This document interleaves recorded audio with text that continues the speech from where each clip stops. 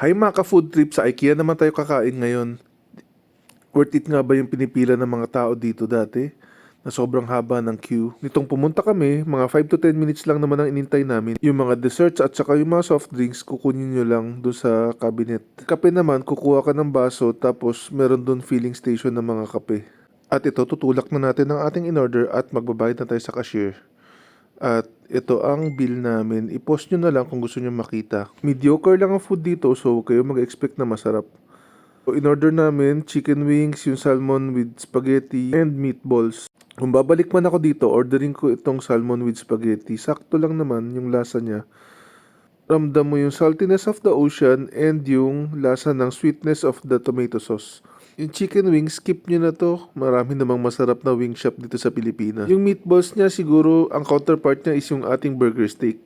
Masarap yung almond choco crisp at yung bottomless coffee niya na 49 pesos lang. Always clean as you go. Kakain lang ako dito pag may bibili na ako sa IKEA or may titingnan sa SMX.